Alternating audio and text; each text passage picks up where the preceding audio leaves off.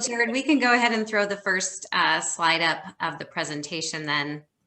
And Chair, if you don't have any other items on the agenda, we'll just go a little slow. I see some are entering into the meeting, and then I took the first slide, so we can go through that first. Okay, could you let us know which people need to? Oh, you know everyone. Yeah. Okay, never mind. I wasn't sure if we knew everybody that needed let in, but I guess we do. We're just gonna have a big party today. We have a lot of people joining us. Yes. But we're very excited. We've been working on this report for a couple of weeks, commissioners. The intent of the report was to really be able to report back to you on not only where the dollars were spent, but some of the things that the selected contractors learned during their outreach efforts during this very unique time in our history of being able to provide this service to the community, and to be able to give you an opportunity to ask questions more, so you understand really what happened in the last year, and then some of the things that we're looking ahead in this space for the community and what the needs are going to be. And so this is our food insecurity report. And next slide, Jared, we can go over this until I make sure everybody is here with our group. Here again is the pie chart of our CARES funding and the allocations then that went with it, and the buckets that were the priorities for you and the community. As you'll notice, we talked a couple weeks ago about our business grants and the marketing dollars that came out of that $33.5 million. But the second largest bucket for you in this community was making sure that the needs of the community were met for food insecurity. And 11% of the total CARES dollars was spent in this particular grouping. We had 5 contractors that we worked with to get the funding out and the services out into this community. And so what I'm going to do is the largest recipient of the grant funding was Second Harvest with a little over 9 million. You'll see working our way down, Inland Northwest Farmers Market Association, Women's and Children's Free Restaurant, Aging and Long-Term Care of Eastern Washington, and then Special Mobility Services. This presentation will start first with Special Mobility Services, and we will work our way then from our lowest grant recipient as far as dollar amount up to the highest. And Second Harvest then will conclude our presentation today. And then they will introduce themselves and their team members who are here today to help present on their section of the presentation. And then I will then finish up with our final slide and do pull everything together, and then we'll open it up to questions. And Jason Clark with Second Harvest will field those questions and then delegate them to the relevant party for answers if it's not has to do with Second Harvest or their role in getting the food out to the community. So we look forward to the next 25 minutes with you, and I want to make sure that we have Natalie Towson and Holly Chilinsky are first up with us on their funding at a little over $48,000 with the Special Mobility Services. Jared, go ahead and advance the next slide, and then I will kind of pause here to make sure we've got Natalie and Holly on the call. Yep, they're both on. Perfect. I will turn it over to them. Hello, my name is Holly Jean Chilinsky. I'm with Special Mobility Services, and with the support of Natalie Towson and the Spokane Food Security Coalition, in December of 2020, we were able to provide a new service for the delivery of food. SMS was allocated $48,307 to provide the coordination of a new food delivery service in response to COVID-19. The allocation allowed us to pilot a one-click, one-call system for food. One-click, one-call systems transform the experience of individuals from what can be characterized by confusion or frustration to be an effortless experience. People who were not used to or not comfortable with reaching out for help could privately order food on the open request system at sms1.org. In addition, people could call or text 211, getting access to additional services as they requested food. For at-risk households, The need for food often presents first. In this way, we were able to use food as a gateway to access to care. The broad partnership system made it possible for us to promote the program very heavily in the community. We met the need for daily requests ranging from 60 to 1,000 boxes each day. The sum total of these efforts was the delivery of 80,000 pounds of food to 2,000 households countywide. Next slide, please.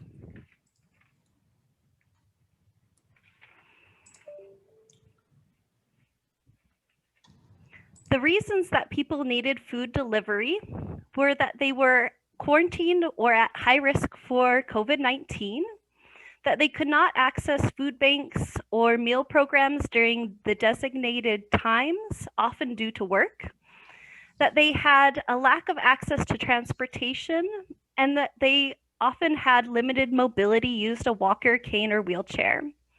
Our post survey showed a very high level of food insecurity in our service population. 44% of the individuals felt food insecurity over 12 times in a month. Many of those people experience food insecurity daily. The centroid of the need for food delivery was in Census Tract 35 in the downtown core. This is where 46.3%, there is a 46.3% poverty rate, and 63.21% of people live in no vehicle households. East Central, West Central, and Hilliard neighborhoods also showed high levels of need. In mapping the data and comparing it to American Consumer Survey statistics, we found strong statistical associations in areas where there is high poverty and where people with disabilities live. But the strongest association was to no vehicle households. All that being said, really what puts the picture together best is to hear from the individuals who received the food and what it meant to them. And so I'll tell you in their own words. It meant not having to choose between paying my bills on time and still eating. It meant that I don't have to be sickened with worry about my family not eating. It meant that I could plan more healthy meals. It meant that we have a community to help out, and it felt to me like I mattered. It meant everything. It means not worrying so much so that I can focus on working and taking care of my mom and maybe get some peaceful sleep. To follow up on that, we'd love to invite you to watch our video made by Rising River Media that really hits home and tells the story of an individual receiving our services, and we put a link to that on the slide. And I wonder if you have any questions for me about the program. Any questions? So a question I have is there, our CARES funding has, diminished. So is there, are you continuing to do this now after the first year, or what have you guys done since then? Well, since then, we have not secured full funding to relaunch the program, but we're working towards that goal. The first step that we've accomplished towards that goal is we've been awarded an Americorps Grant, which can facilitate the open partnership system moving forward for the next 10-month period. So we're ready to lift off the next phase, and we know that it's essential now. And so you felt like you got the data that you needed to understand what the need was, like, because I think that was part of what we were hoping to accomplish with this at the time that these funds were awarded. Absolutely. We think with our mapping project and our relations to statistics that we will be able to really know fully where the need exists and be able to target that in the future. Very good. Thank you very much. And as we go forward in the presentation, commissioners, I think we'll wait until the end for any other questions about the programs, and then we can always refer back to the individual program if you have a question on any funding and going forward too. We'll wrap up some of that too at the end as well. Holly, thank you so much. Thank you. And our next, I will go ahead and just introduce. So our next is Aging and Long-Term Care of Eastern Washington, and I will let that team go ahead and introduce themselves to you, commissioners. Great. Well, thank you so much. I'm Lynn Kimball. I'm Executive Director for Aging and Long-Term Care of Eastern Washington. And we're extremely grateful for the support we're able to receive to help our senior nutrition partner, Greater Spokane County Meals on Wheels, and feeding seniors and supporting restaurants in Spokane County. And just to give an idea of scale, in 2020, they were able to provide over 210,000 meals to area seniors. And county funds really help play a critical role in helping us extend the life of one of those programs, Diner's Choice. As our own CARES Act funding was starting to diminish, those funds really stepped in and really helped us keep that program going. So here to talk more about the program is Jeff Edwards. He is the Executive Director for Greater Spokane County Meals on Wheels. Well, again, thank you all for the chance just to come here and present and tell a little bit of the story of the Diner's Choice program. As y'all may recall, the Diner's Choice program was created shortly after we had to close our congregate meal locations due to COVID in March of 2020. The congregate meal programs really provide more than just nutrition. It provided a socialization aspect for seniors who are still mobile, to be able to get out of their house, interact with one another. So when we had to close those programs, we offered all the seniors the chance to switch to home delivered meals. But for a lot of reasons, that wasn't an ideal fit for a lot of these seniors.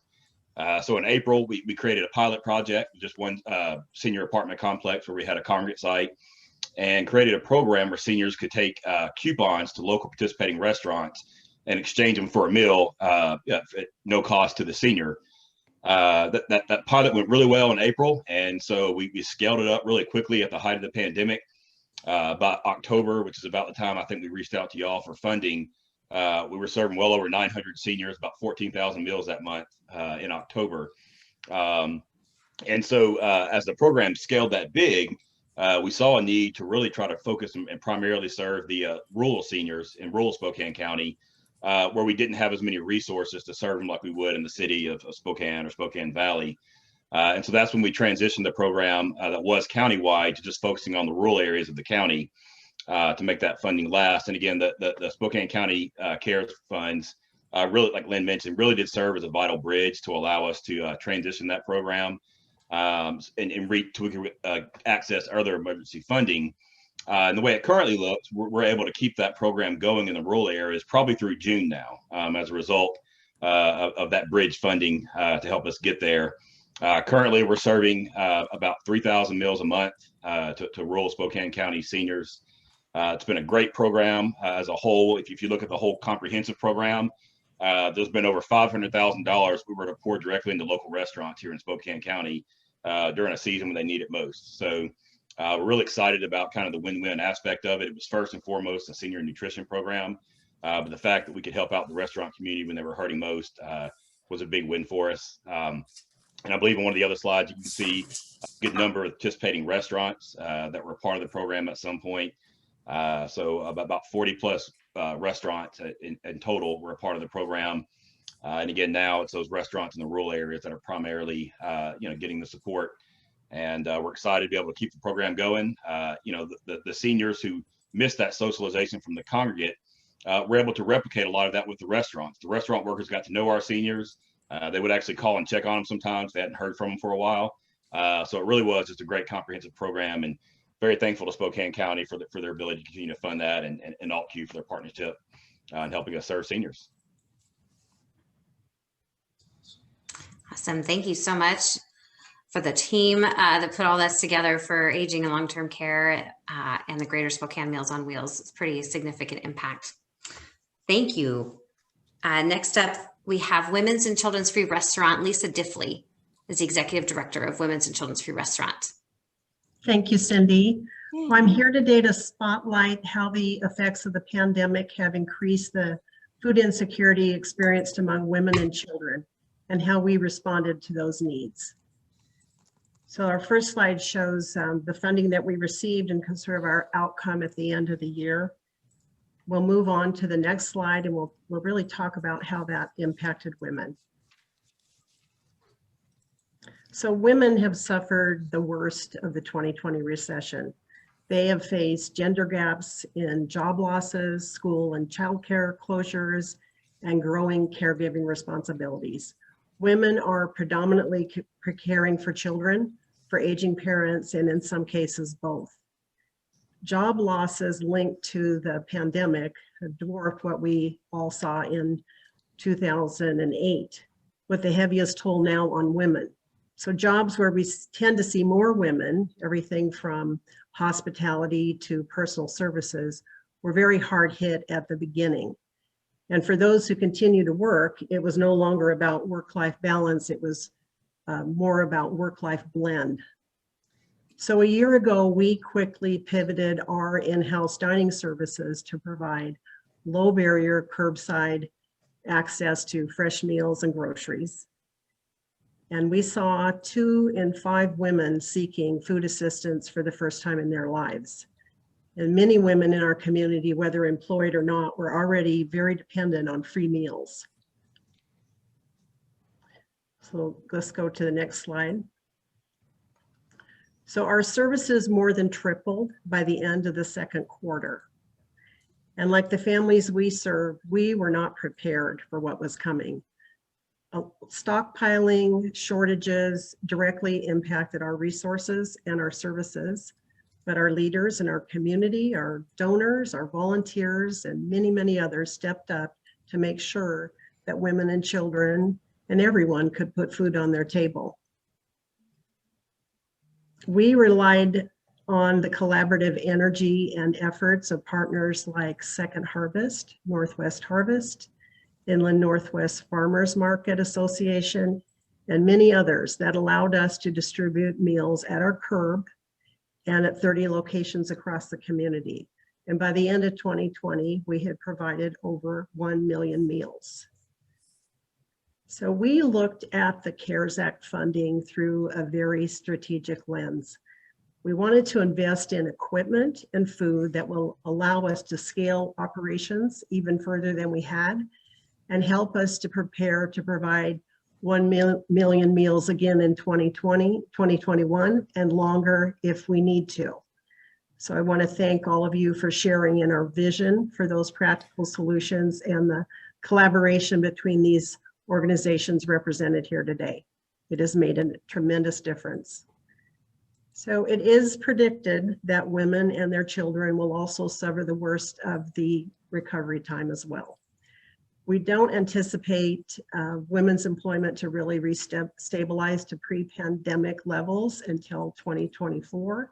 That is a 2-year lag behind men. But I will say that the safe reopening of our schools and businesses, our childcare facilities, and vaccines will make a huge difference. But we need to be prepared for a long road ahead. So providing continued low barrier, no stigma access to food needs to be a priority, and it will play a very important role in the recovery of the health and joblessness for women, and their children and our community. And I want to share, in my slides, I shared a comment from a woman who has been accessing food from us over the past year, who has been sharing it with others. And sort of one of the moments that really gave us pause was when she discovered a young woman pregnant, alone, and rationing food. And so she was able to share food with her on a weekly basis, and that made all the difference for that woman and eventually her baby. So these meals are really touching lives in critical ways. And I thank you for your support. Thank you, Lisa. really appreciate the partnership, and commissioners are going to notice a theme here of collaborative efforts among all of the 5 entities, and we'll talk a little bit about that at the end as well. So next up is Inland Northwest Farmers Market Association. Thank you, Cindy. Good afternoon, commissioners. My name is Lisette Allen, and I am the executive director for the Inland Northwest Farmers Market Association. And we are a local nonprofit founded for and by the farmers markets of the greater Spokane area. And I'm here today to report on our nonprofit's use of the Spokane County CARES Act funding and how this funding has brought lasting impact to our greater community. Next slide, please. Thank you. In speaking to the purpose of the program, so Inland Northwest Farmers Market Association was awarded $590,000 in CARES Act funding from the county commissioners. This funding supported the continuation of our Farmers to Families Food Box program for the months of November and December in Spokane County. These emergency food boxes included a robust mix of fresh seasonal produce, eggs, dairy, and protein. Recipe inserts and information about the farmers were included in the box. The program had a twofold benefit. First, it relieved hungry families who were facing a great need for food in the Spokane community. Second, it provided a critical sales channel to small and mid-sized family farmers and producers during a time when the food system saw significant disruption due to the closure of schools, hotels, restaurants, and businesses.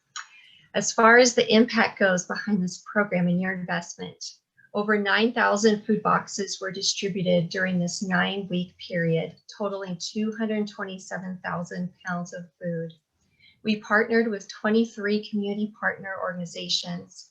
Boxes were delivered to the agency sites and also distributed at neighborhood farmers markets using a drive-through trunk-to-trunk distribution model. This included distributions the day before Thanksgiving and another on Christmas Eve. Feedback from those who received the food boxes include: 1, the food was healthy, fresh, and wholesome. Boxes were culturally relevant. And 3rd, they were appreciated by those with food allergies, food sensitivities, and special dietary needs. Families also reported that those who were facing food insecurity, many of which for the first time, were able to access wholesome food in a dignified manner. They did not have to make trade-offs between providing nutritious food for their household and affording other life essentials, such as medication, clothing for their children, or utilities during a time of job loss and underemployment. We also cultivated a partnership with Spokane Hospitality Coalition to feed restaurant workers who were unemployed during the restaurant shutdown. They volunteered and helped us pack food boxes for others in the community. And those who did not qualify for public benefits, but were still facing great need to make ends meet, were met with love and care. Families served reported a common sentiment that they felt their local farmer and local farmers market had their back when they needed it the most. Next slide, please. Thank you. And speaking to the economic impact of this program, we directly purchase food from farmers and producers. Additionally, our partner Link Foods bought food directly from farmers and producers. An average of 22 small to mid-sized family farmers and producers were represented in the boxes each week. 84% of the farmers were from Eastern Washington, 90% from Washington State. The program directly reinvested funds in the local Spokane community in Eastern Washington. Farmers reported that they were able to keep their businesses open and put food on their own tables during this critical time because of the opportunity to sell to this program. We thank you for believing in us, investing in us, and making this possible. Thank you.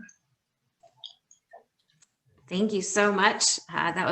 It was another common theme you're going to see too is the multiplier effect, and we'll talk about that as well. And I love the line of helping the farmers put food on their own tables in our community with what the Inland Northwest Farmers Market Association did. So thank you so much. And our last presentations from Second Harvest Food Bank, Jason Clark. Cindy, I'll dive right in. Well, great to be back and share an update with everybody. The collaborative theme is real. Everything we did throughout this response was through and with partners, so it's just been absolutely amazing.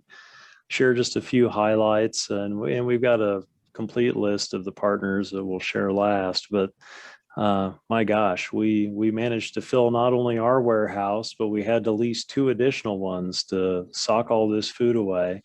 And many of you probably remember there were a lot of supply chain problems late last year, and right up to the end of the calendar year, we were bringing in semi-loads of product, just hoping we could make it before the deadline. So it was a monumental effort to find that food from all over the place and to get it into our community. And it has just been a huge difference maker. If we jump to the next slide, I wish I could give you a good way to visualize 3,900 pallets of food. It's a lot. You can see a handful of them in this picture. We've had so many, I just really want to lift up the volunteers in our community, both the ones who work directly at Second Harvest, at the organizations you're hearing from today, and at things like you're seeing on the screen. Volunteers and the National Guard helped us do so many distribution events over the last 11 months or so. And you're seeing one at the fairgrounds where we might have up to 500 to 700 families drive through and 3 to 4 semi-loads of food distributed at one time, to smaller, more humble distributions at a lot of school sites where volunteers are loading cars up to make sure that kids and their families had enough to eat. We just wrapped up that partnership with a lot of schools in the area. And it was just made a phenomenal impact. So much wonderful feedback from the community on that one. So if we go to our last slide, I just want to really note how many partners there were. Second Harvest, it's taken a mere 50 years to get the assets that we have in place.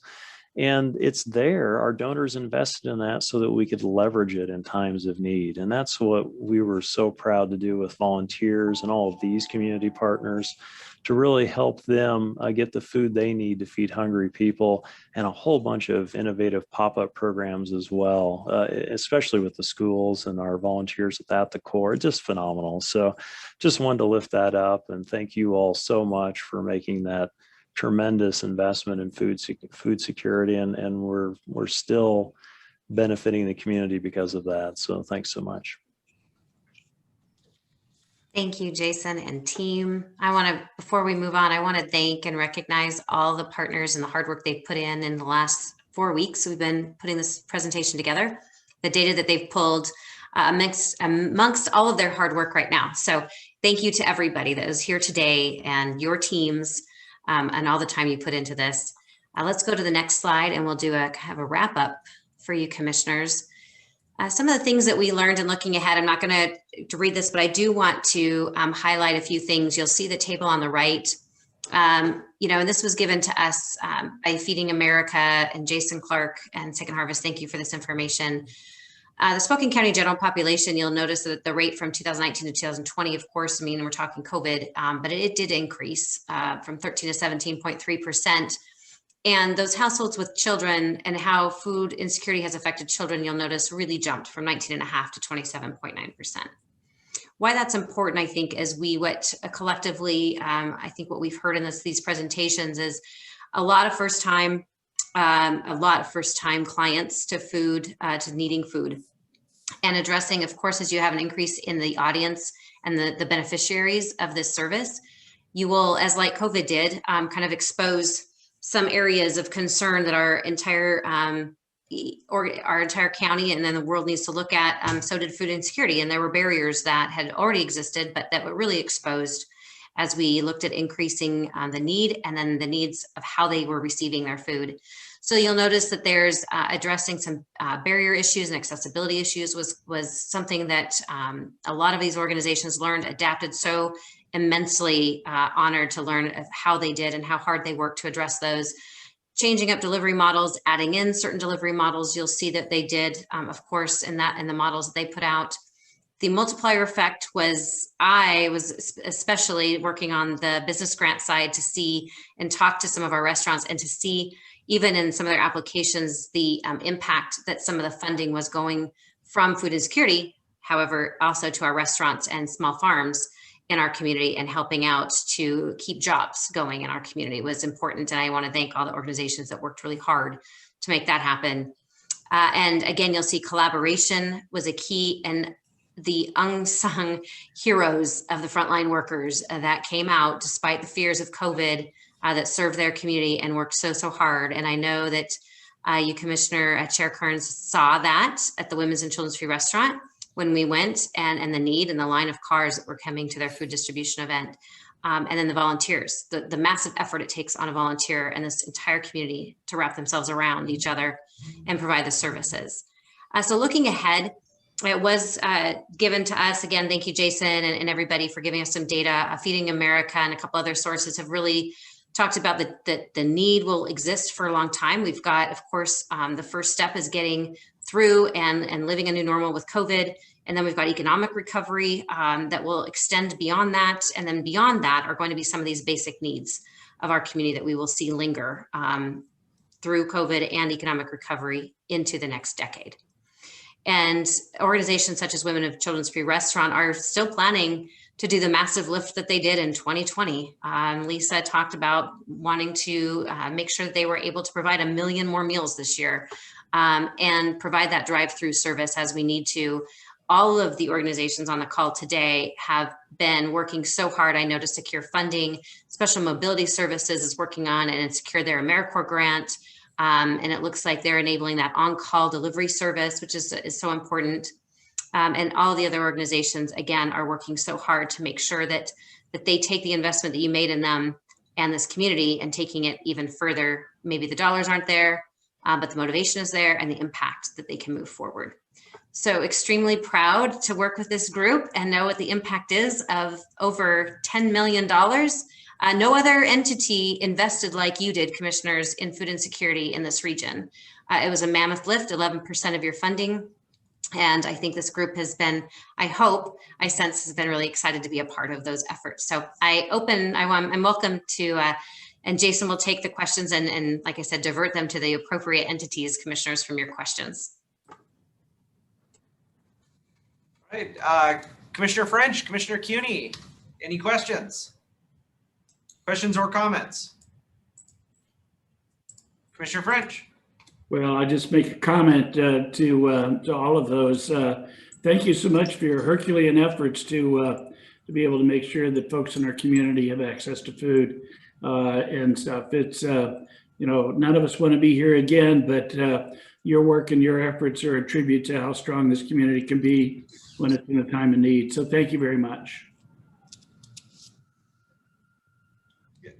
And I would just reiterate that it's pretty amazing what you all were able to do over the course of this last year, and certainly with the CARES dollars to help fund that. It just is amazing that those funds could be used and the multiplier effect and the community coming together. So thank you for all you're doing and are continuing to do. Yeah, the food insecurity was something that we heard loud and clear early on, and quite frankly, it was something that all three of us were committed from day one to doing our part and trying to take it on, head on and help out as much as we could.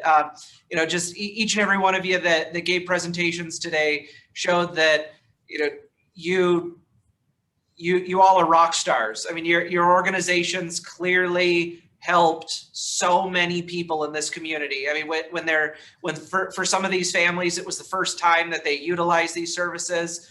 But quite frankly, when they were utilizing these services, they found themselves in a tough spot. And each and every one of you and your organizations, I know you've got a team of people behind each and every one of you.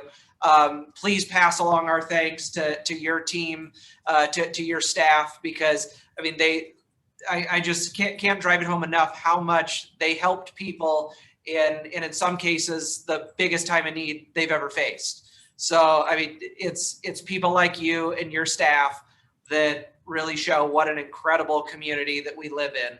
And I can't thank you enough for what you did. Thank you for what you did. And I know what you will continue to do for this community. Thank you, commissioners. I think I could price that on behalf of everybody. And thank you, Cindy Wendell, for everything that you did, working with each of these organizations to make sure that this all worked as seamlessly as possible. We owe a big thanks to Cindy Wendell on this as well. It's been an honor. They've taught me a lot. So it's great that we can share this with you and make sure we answer questions. Really appreciate the opportunity to be here, commissioners. Thank you. Thank you to everybody on the team.